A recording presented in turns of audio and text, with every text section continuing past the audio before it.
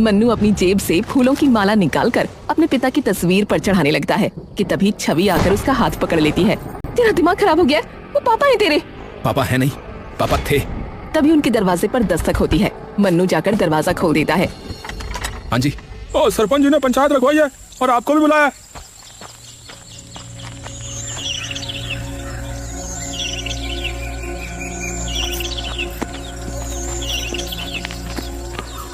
सरपंच जी, हमें बाहर मत निकालिए।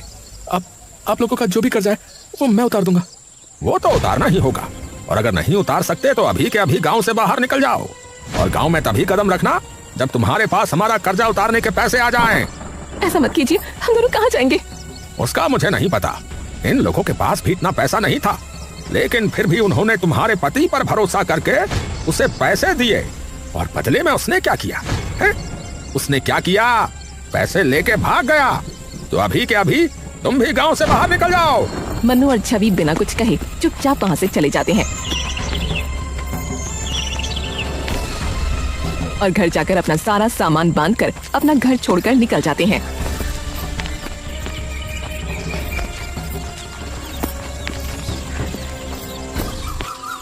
इतनी इज्जत करते थे गांव में लोग उनकी, और उन्हीं लोगों को धोखा देते हुए उन्हें जरा भी शर्म नहीं आई। 20 साल बिताए हैं मैंने उनके साथ, और मुझे पता है कि वो इस गांव के लोगों के साथ कभी ऐसा नहीं कर सकते, और उससे भी बड़ी बात, वो हमारे साथ कभी ऐसा नहीं कर सकते। अरे तो कहाँ है वो? कहाँ है वो? बताओ ना, जवाब दो ना माँ। छवि चुप हो जाती है। दोनों काफी देर तक यूं ही चलते जाते हैं। अब जाएंगे कहाँ?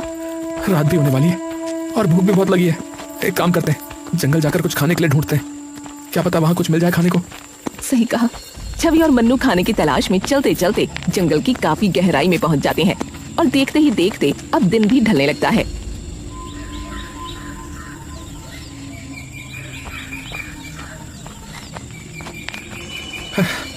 माँ, यहाँ तो ना कोई फल, ना ही सब्जी, ना ही कुछ दिख रहा है। बेटा, लगता है हम जंगल की बहुत गहराई में पहुंच चुके हैं।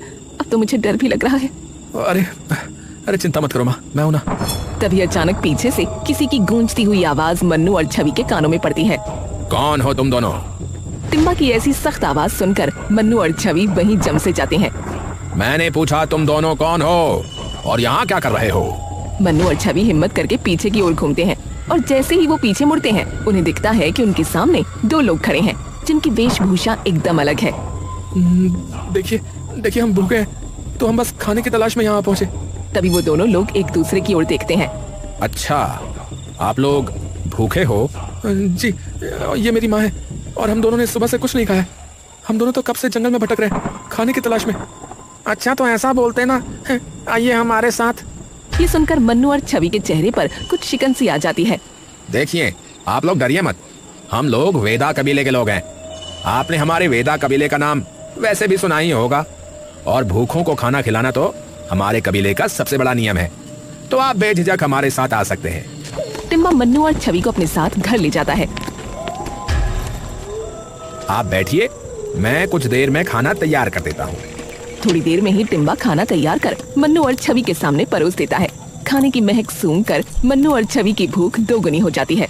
वाह भाई वाह, महक तो बड़ी जबरदस्त आ रही है। अरे, आपने आज तक ऐसा खाना कभी खाया नहीं होगा। ये खाना हम अपने पूर्वजों के बनाए खास मसालों से बनाते हैं। ये सब्जी किस चीज की है?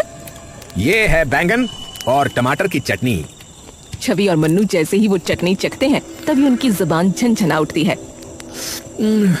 बैंगन और टमाटर की चटनी, वो भी इतनी स्वादिष्ट, कैसे हो सकती भाई, कैसे हो सकती है?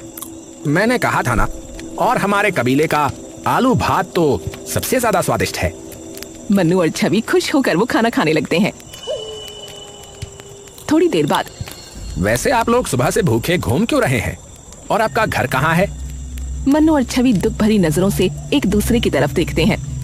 क्या हुआ? माफ कीजिएगा अगर मैंने कुछ गलत पूछ लिया हो तो। नहीं, ऐसी कोई बात नहीं है, लेकिन हमारी कहानी काफी दुख भरी है। मतलब, मैं कुछ समझा नहीं। दरअसल हम यहीं पास के एक गांव में रहते थे। मेरे पति राकेश कुमार की गांव में खूब इज्जत थी, क्योंकि वो शिक्षक थे। लेकिन एक दिन उन्होंने सरपंची से कहकर गांव की चौपाल में एक पंचायत रखवाई, जहां वो गांव वालों के लिए एक प्रस्ताव लेकर आए थे। सरपंच जी, आप सब जानते हैं कि हमारे खेतों की सबसे बड़ी परेशानी सिंचाई है। कभी बिजली समय पर नहीं आती, और जब डीजल वाली मोटर चलाते हैं तो हर महीने तेल में हजारों रुपए लग जाते हैं। ऊपर से मोटर खराब हो जाए तो अलग खर्चा। अब बात तो तेरी ठीक है राकेश, पर अब तूने ये मुद्दा उठाया क्यों है भाई? तेरा आखिरकार प्रस्ताव है क्या? देखिए सरपंच जी, मेरा मुद्दा है सोलर पैनल का। अगर हम सोलर पैनल लगवाते हैं तो सालों तक ना बिजली का बिल आएगा ना तेल का खर्चा, और जब चाहो तब पानी भी मिल जाएगा हमें। ये सुनकर गांव के सभी लोग हैरान हो जाते हैं। हैं? अरे भाई, ये सोलर पैनल आखिर क्या है भाई, और आखिर ये कैसे काम करता है? देखिए, सोलर पैनल एक तरीके का यंत्र है जो कि रोशनी को, यानी कि जो धूप आती है ना, उसको बिजली में बदल देता है। अरे भैया, अरे ये तो बड़ी चमत्कारी चीज है फिर तो। पर ये हमें मिलेगी कैसे भैया? उसकी चिंता आप लोग मत करो, वो सब आप मुझ पर छोड़ दो।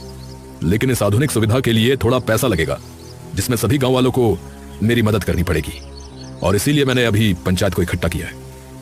अब कितना पैसा लगेगा? लगभग 8 से 10 लाख रुपए लगेंगे। ये सुनकर सभी गांव वाले थोड़ी देर के लिए हैरान और परेशान हो जाते हैं। देखो भाई, इस गांव में लगभग सभी लोग खेती बाड़ी का काम करते हैं, तो ये साधन सिर्फ एक इंसान के नहीं बल्कि पूरे गांव की प्रगति के लिए बहुत काम आएगा। आप सब लोगों को तो पता ही है कि हमारे गांव में बिजली की सुविधा कैसी है। 24 घंटे में से मुश्किल से शायद 8 घंटे भी बिजली नहीं आती होगी। तो बताओ, ऐसी हालत में किसान अपने खेतों की सिंचाई कैसे करेंगे जब मोटर ही नहीं चलेगी? तो इसलिए ये सोलर पैनल सबके बहुत काम आएगा। मेरी जान पहचान में एक दोस्त है जो तुरंत इसका इंतजाम करवा देगा। सभी गांव वालों को उन पर भरोसा हो गया और उन्होंने मिलकर राकेश जी को 10 लाख रुपए दे दिए। पर किसी को भी ये भनक नहीं थी कि वो सारा पैसा लेकर भागने वाले हैं। क्या वो पैसे लेकर भाग गए? हाँ, गांव वालों को लगा कि 2-3 दिन में पापा वापस आ जाएंगे, लेकिन ना उन्हें पता था और ना हमें कि उन पैसों के आगे ना उन्हें अपनी बीवी दिखेगी और ना ही बेटा। और जब उनसे ना कोई संपर्क हो पाया, ना ही कोई बात हो पाई, तब गांव वालों ने ये सुनिश्चित कर लिया कि वो उनके पैसे लेकर भाग गए हैं, और सारा इल्जाम आकर मेरे और मेरे बेटे के सिर पर आ गिरा। सरपंच जी ने हमें गांव से बाहर निकाल दिया, और बस फिर हम यहाँ पहुँचे खाने की तलाश में। हे भगवान, ये तो सच में बहुत बुरा हुआ। तो अब तुम लोग क्या करोगे? पता नहीं अब क्या करना है, लेकिन जब तक हम गांव वालों का कर्जा नहीं चुका देते तब तक हम गांव में वापस नहीं जा सकते। हमारी खोई हुई इज्जत मैं वापस आपको लौटा कर ही रहूंगा, ये मेरा वादा है आपसे। पर बेटा, हम इतना ज्यादा कर्जा कैसे उतारेंगे? तभी मन्नू का ध्यान उन बर्तनों पर जाता है जिनमें उन्होंने खाना खाया था, और एकदम से उसकी आंखों में एक अजीब सी उमंग आ जाती है। माँ, क्यों ना हम अपना एक ढाबा खोलें? न हमारे पास कोई पैसा है, न रहने के लिए कोई घर, हम कैसे कोई ढाबा खोल सकते हैं? अगर हम इसी खाने को लोगों तक पहुंचाएं तो सभी लोग भाग भाग कर ये खाना खाने आएंगे। और ढाबा ना सही, एक ठेला तो ले ही सकते हैं। गांव-गांव जाकर खिलाएंगे लोगों को, और वो भी मिट्टी के बर्तनों में। पर खाना तब तक ठंडा हो जाएगा। तो खाने को मिट्टी की हांडियों में रखना, और उन हांडियों को एक लकड़ी के डब्बे में रखना, और फिर उनको घास से ढक देना, और फिर देखना 6-7 घंटे तक खाना यूं ही गर्म रहेगा। तो क्या आप बना देंगे हमारे लिए इतना खाना रोज? हाँ हाँ, क्यों नहीं। आपका बहुत बहुत शुक्रिया, ये एहसान हम जिंदगी भर नहीं चुका सकेंगे। अरे ऐसी कोई बात नहीं है। प्रेम और सेवा भाव तो हमेशा से हम कबीले वालों का मूल धर्म रहा है, और हमें तो जो भी मिलता है प्रकृति से मिलता है। तो हमारा भी फर्ज बनता है कि जब ऊपर वाला हमें इतना कुछ दे रहा है तो हम भी क्यों ना लोगों की सहायता करें। पर हम ठेला कहाँ से लेकर आएंगे? अरे वो तो हम में से कोई भी बना देगा। ये सुनते ही मन्नू और छवि की आंखें चमक उठती हैं। सच में? हाँ भाई।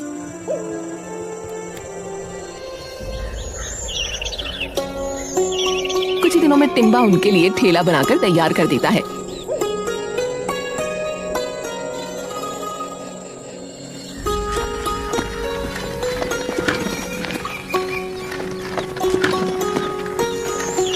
कुछ दिन बाद बस लोग आ जाएं लेने। आ जाएंगे माँ, आप बिल्कुल चिंता मत करो। थोड़ी देर में दोनों गांव में पहुंच जाते हैं और काफी देर तक यूं ही अपनी रेड़ी लेकर इधर उधर घूमने लगते हैं। अरे ले लो केले की सब्जी, आलू भात, बैगन टमाटर की चटनी। अरे ले लो, अरे आओ भैया, अरे अरे आइए आइए। तभी ये सुनते ही कुछ गांव वाले उनके पास आते हैं। अरे भाई, ये सब्जी तो पहली बार सुनी है, क्या है? अरे काका, एक बार खा के तो देखो, उंगलियां चाटते रह जाओगे। हाँ, उंगलियां चाटते रह जाओगे? ऐसी क्या चीज है भैया? अच्छा भाई, जरा खिलाओ, चखाओ, हम भी तो चखें, देखें कि कैसी है ये केले की सब्जी।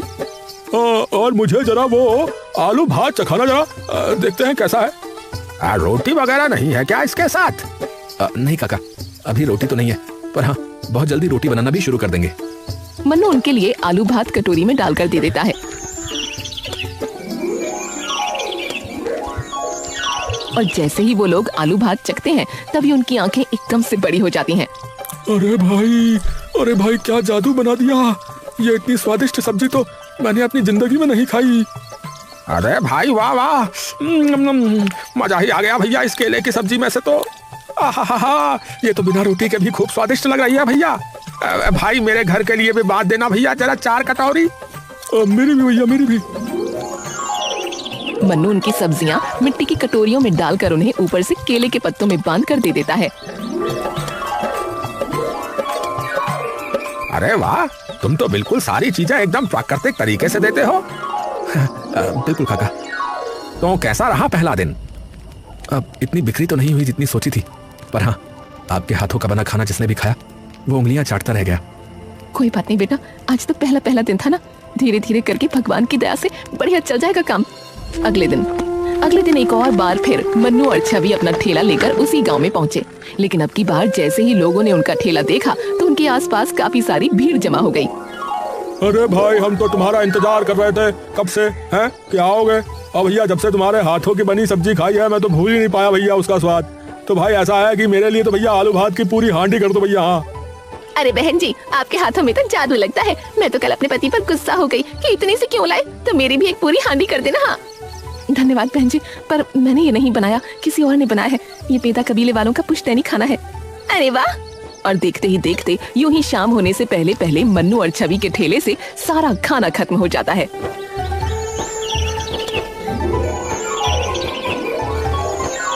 और यूं ही देखते देखते कई महीने बीत जाते हैं और उनका वो जंगली खाने का ठेला इतना कामयाब हो जाता है कि कुछ ही दिनों में मन्नू और छवि अपना ढाबा खोल लेते हैं। छवि आंखों में आंसू लिए ढाबे का फीता काटती है। मिल गई बेटा, हमारी खोई इज्जत हमें वापस मिल गई। अभी तो कर्ज चुकाना बाकी है माँ, अभी हमारे गांव में जाना बाकी है। मन्नू की आंखों में वो बेचैनी देख छवि कुछ देर के लिए स्तब्ध रह जाती है और कुछ ही देर में पूरा ढाबा लोगों से भर जाता है। अब भाई, अब सुबह से शाम तक तुम्हारे ढाबे से भीड़ नहीं घटने वाली। हाँ तो अपना आलू भात केले की सब्जी ज्यादा ही बना के रखना भैया। हाँ अरे काका, और भी नई चीजें हैं अब तो। अरे भैया, मैं तो यही कह रहा हूँ कि वो जो कुछ भी बना रहे हो बनाना ठोक के भैया। कुछ महीने सब सही चल रहा होता है कि तभी एक दिन। अरे भाई, मेरा साला बता रहा था कि रोजापुर के लोगों का तो बुरा हाल हो गया है। ये सुनते ही मन्नू एकदम चौंक गया। क्या कहा आपने? रोजापुर? अरे वो तो मेरा गांव है। क्या हुआ उधर? अरे भाई, आपने सुना नहीं? वहाँ तो बाढ़ आई है, बहुत जबरदस्त। सभी लोगों के खेत डूब गए हैं और कई लोगों के तो घर भी चले गए भैया। ये सुनते ही मन्नू एकदम से चौंक गया और तुरंत अपनी माँ के पास दौड़ता हुआ गया, जो रसोई में टिम्बा के साथ खाना बना रही थी, और उन्हें सारी बात बताई। उन लोगों की मदद करनी होगी माँ, लोग पता नहीं कैसी हालत में होंगे इस वक्त। पर हम क्यों जाएं? जब हमारा ऐसा हाल था तब किसी ने भी आकर पूछा हमसे कि हम कैसे हैं, और किसी ने भी रोकना नहीं चाहा जब सरपंच जी हमें गांव से बाहर निकाल रहे थे। माँ, पर आप ये भूल गई कि जब हमें जरूरत थी तो टिम्बा भैया ने भी तो हमारी मदद की थी। तो जब भगवान हमें इतना दे रहा है तो हमारा भी फर्ज बनता है कि उनके बनाए लोगों की मदद करें। और मैं मानूं चाहे ना मानूं, नुकसान तो उनका हुआ था। पापा उनके भी पैसे लेकर भागे थे, तो उनका गुस्सा होना गलत नहीं है। काकी बात मन्नू ठीक कह रहा है। आप और मन्नू जाओ, मैं हूं ना यहाँ। छवि सुनते ही कुछ देर के लिए शांत हो जाती है। ठीक है। छवि और मन्नू तुरंत अपने गांव की ओर निकल जाते हैं और दोपहर तक वो अपने गांव में पहुंच जाते हैं।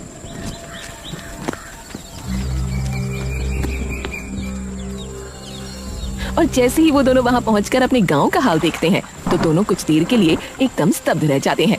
गांव के चारों ओर शोक का माहौल होता है। गांव का हर खेत बाढ़ में डूब चुका होता है। सब लोग कहाँ हैं? शायद चौपाल में बैठे होंगे। मन्नू और छवि तुरंत चौपाल चले जाते हैं।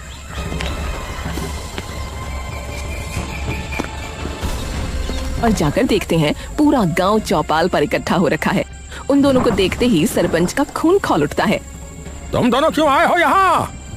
देखिए, मैं जानता हूँ कि आप सभी लोग हम सबसे गुस्सा हैं, क्योंकि मेरे पापा ने आप सभी लोगों के साथ विश्वासघात किया है। लेकिन यकीन मानिए, उन्होंने आपके साथ नहीं, हमारे साथ भी उतना ही बड़ा विश्वासघात किया है। तो इसलिए मैं आप लोगों से हाथ जोड़कर विनती करता हूँ कि कृपया हमें आप लोगों की मदद करने दीजिए। अरे क्या मदद करोगे तुम? गांव में खाने को दाना तक नहीं बचा है। रोज ये सोचना पड़ता है कि आज के खाने का इंतजाम कैसे होगा। रोज लगता है कि आज खाना मिलेगा या नहीं। चिंता मत कीजिए, आप हमारे साथ आइए, आप सभी लोग। अरे भाई, लेकिन कहाँ? आप सब लोगों को अपने आप पता लग जाएगा। मन्नू गांव के सभी लोगों को लेकर अपने ढाबे पर चला जाता है। और सब लोगों को बिठाकर बिना एक पैसा लिए खाना खिलाने लगता है। गांव के सब लोग वो खाना खाते ही दंग रह जाते हैं। अरे भाई, तुम्हारे हलवाई ने खाना बहुत ही स्वादिष्ट बनाया है। मन्नू मुस्कुराकर टिम्बा की ओर देखता है। धन्यवाद आपका, आप सभी लोगों का बहुत बहुत धन्यवाद। और जब तक आप लोगों के खेतों से पानी नहीं उतर जाता तब तक आप लोगों को खाने पीने की बिल्कुल चिंता करने की जरूरत नहीं है। और जिसके पास रहने के लिए घर नहीं है वो यहाँ आकर रह सकते हैं। ये सुनते ही सरपंच चुपचाप मन्नू और छवि की ओर देखते हैं। 2 महीने बाद सारा पानी उतर जाता है और सब किसान वापस से अपने अपने खेतों में खेती करना शुरू कर देते हैं। लेकिन वहीं दूसरी ओर मन्नू और छवि का ढाबा अब बिल्कुल बंद होने की कगार पर होता है। अब तो खाने का सामान लाने के जरा भी पैसे नहीं रहे। 2 महीना लोगों को मुफ्त में खाना खिलाते खिलाते हमारे पास कुछ नहीं बचा। कोई बात नहीं माँ, हम फिर से रेडी पर आ जाएंगे और फिर से खूब सारी मेहनत करके अपना ढाबा खड़ा कर लेंगे। पर टिम्बा भैया माफ करना, हमने आपको यूं ही अपने साथ इस दुविधा में फंसा दिया। अरे मैंने क्या कहा था कि सेवा धर्म ही सबसे बड़ा धर्म है, हम वेदाओं का। तभी एक पुलिस जीप आकर रुकती है। उसमें से एक इंस्पेक्टर उतरता है और उनके पास आता है। क्या आप लोग राकेश कुमार के परिवार से हैं? छवि घबराकर सर हिला देती है। जी मेरे पापा हैं, पर क्या हुआ? इंस्पेक्टर धीरे से एक थैला मन्नू के हाथ में दे देता है। मन्नू खोलकर देखता है तो उसमें बहुत सारे पैसे होते हैं। ये क्या है? ये वो पैसे जो आपके पापा ने गांव वालों से लिए थे। क्या? मैं कुछ समझ नहीं पा रहा। वो तो पैसे लेकर भाग गए थे ना सर? नहीं, वो पैसे लेकर भागे नहीं थे। दरअसल जिस दोस्त पर उन्होंने सोलर पैनल लाने के लिए भरोसा किया था उसने राकेश जी से पूरे पैसे ले लिए और फिर गायब हो गया। और फिर राकेश जी हमारे पास आए और उन्होंने हमें सारी बात बताई। उन्होंने कहा था वो गांव वापस खाली हाथ नहीं जा सकते। तो पर हमें उस इंसान के बारे में कुछ पता नहीं लग पाया, तो उन्होंने कई जगह जाकर उस आदमी के बारे में जानकारी इकट्ठी करनी शुरू कर दी और आखिरकार हमें फोन करके उसका ठिकाना बताया। हम तुरंत वहां पहुंचने के लिए निकले, लेकिन उससे पहले ही उन लोगों को पता लग गया कि राकेश जी ने पुलिस को खबर कर दी है। इंस्पेक्टर कुछ पल के लिए रुकता है और अपनी टोपी सर से उतार लेता है। जब हम पहुंचे तब तक बहुत देर हो चुकी थी। हम उन ठगों को तो पकड़ पाए, लेकिन राकेश जी को नहीं बचा पाए। उन लोगों ने राकेश जी जैसे कई लोगों को ठगा था, तो उन्हीं की वजह से आज न जाने कितने लोगों को उनके हक के पैसे मिले हैं। राकेश जी भागे नहीं थे, वो लड़ रहे थे। ये सुनते ही मन्नू और छवि वहीं बिखर जाते हैं और फूट फूट कर रोने लगते हैं। अरे संभालो संभालो आप दोनों खुद को। वो भी ऊपर खुश नहीं होंगे आपको ऐसी हालत में देखकर। मैं उनका बेटा कहलाने के लायक नहीं हूँ। न जाने क्या क्या भला बुरा बोल दिया अपने ही पिता के बारे में। आप सही थी माँ। तभी टिम्बा उन दोनों को संभालने लगता है। सबसे पहले तो आपको उनकी इज्जत और उनका सम्मान वापस दिलाना होगा उन्हें, ये सच सभी गांव वालों को बता करके। इंस्पेक्टर साहब, क्या आप खुद उन्हें ये बात बता देंगे? जी बिल्कुल। वो सब लोग गांव जाते हैं और उन्हें सारी बात बता देते हैं, जिसे सुनकर सारे गांव वाले भावुक हो जाते हैं। अरे एक बेटा है जिसने हमें बिना कुछ कहे 2 महीने तक खाना खिलाया, इतने लोगों को रहने के लिए छत दी, और एक बाप था जिसने हमारे पैसों के लिए अपनी जान दे दी, और हमने क्या किया? इन पे शक, इन्हें गांव से बाहर निकाल दिया। अरे माफ कर देना मन्नू बेटा, हमें माफ कर देना। मन्नू वो पैसे सरपंच जी को दे देता है। ये आप सभी के पैसे। ये अब तेरे हैं बेटा, इससे तू अपना ढाबा खोल नया। मन्नू चौंक कर उन सभी लोगों को देखता है और छवि चुपचाप ऊपर आसमान की ओर देखने लगती है। हमें बचाने के लिए शुक्रिया, और मुझे अकेला छोड़ जाने के लिए मैं जिंदगी भर माफ नहीं करूंगी। आप चाहे मुझे ऊपर आने के बाद कितना ही मनाने की कोशिश करो। कुछ ही दिनों में मन्नू अपना ढाबा अपने गांव में फिर से खड़ा कर देता है, पर अब की बार ढाबे का नाम होता है राकेश ढाबा।